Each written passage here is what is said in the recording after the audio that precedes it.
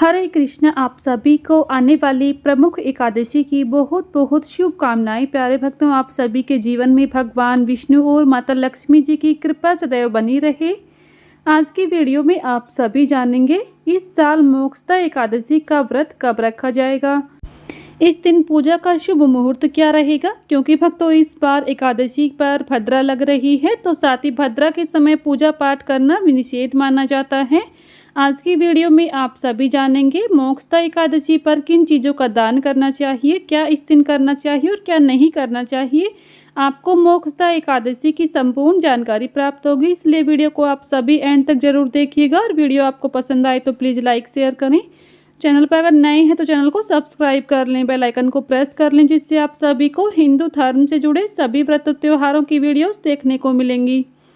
भक्तों, साल भर में कुल 24 एकादशियाँ आती हैं, एक शुक्ल पक्ष में और एक कृष्ण पक्ष में। इन्हीं में से एक है मार्गशीर्ष शुक्ल पक्ष में आने वाली मोक्षदा एकादशी।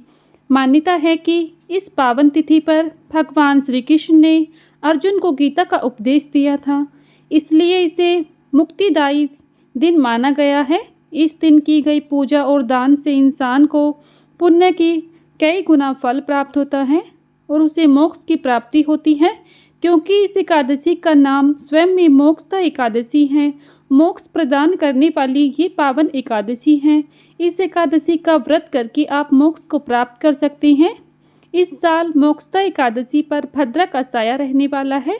तो जानते हैं हिंदू पंचांग के अनुसार इस बार मार्गशीर्ष शुक्ल पक्ष एकादशी 30 दिसंबर की रात्रि 9:29 से लेकर 1 दिसंबर की शाम को 7:01 तक रहने वाली है।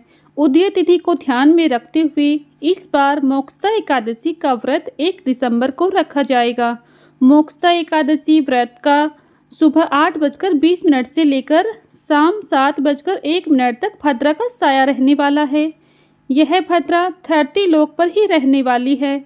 भद्रा के समय पूजा पाठ, शुभ मांगलिक कार्य और धार्मिक अनुष्ठान वर्जित माना जाता है, यानी कि भद्रा काल को शुभ नहीं माना जाता है। इसलिए भद्रा के समय कोई भी पूजा पाठ अनुष्ठान ना करें। जैसा कि आप सभी जानते हैं, किसी भी एकादशी व्रत का प्रारंभ करने के लिए इसके नियमों को करना बेहद ही जरूरी होता है, तभी आपका व्रत संपूर्ण माना जाता है, पूर्ण फल आपको व्रत का प्राप्त होता है। इसलिए 10वीं तिथि से ही व्रत के नियमों का पालन शुरू कर दिया जाता है। 10वीं तिथि पर शुद्ध सात्विक भोजन करें, ब्रह्मचर्य का पालन करें। अगले दिन एकादशी के दिन सुबह ब्रह्ममुहूर्त में उठें, स्नान आदि करने के बाद भगवान विष्णु के समक्ष व्रत का संकल्प जरूर लें। स्नान करने के बाद इस दिन पीले रंग के वस्त्र धारण करना बेहद ही शुभ माना जाता है, क्योंकि भगवान विष्णु को पीताम्बरधारी कहा जाता है, इसलिए पीले रंग का वस्त्र पहनना इस दिन शुभ माना जाता है। साथ ही व्रत का संकल्प लेने के बाद सर्वप्रथम भगवान सूर्यदेव को जल अर्पित करना चाहिए, जल अर्घ जरूर दें।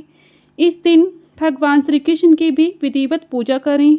पीले रंग के फूल, पंचामृत, तुलसी दल अर्पित करें। भगवान श्री कृष्ण के मंत्रों का जाप करें, गीता का पाठ पढ़ें। इस दिन किसी ज़रूरतमंद को वस्त्र, अन्न का दान करना भी अत्यंत शुभ माना जाता है। यह व्रत आप निर्जला भी रख सकती हैं। निर्जला व्रत रखना सबसे सर्वोत्तम माना जाता है।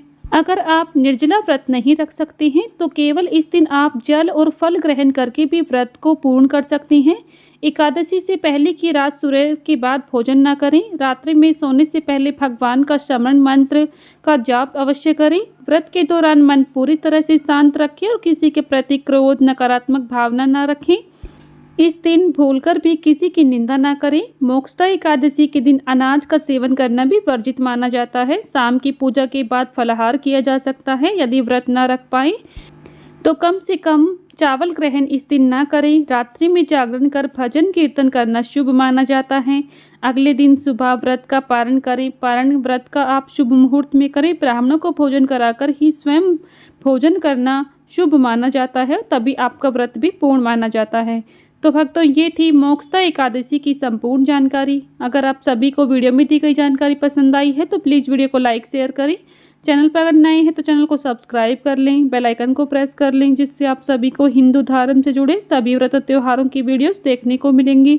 मिलती हूँ नेक्स्ट वीडियो में, तब तक के लिए सभी को हरे कृष्णा, राधे राधे।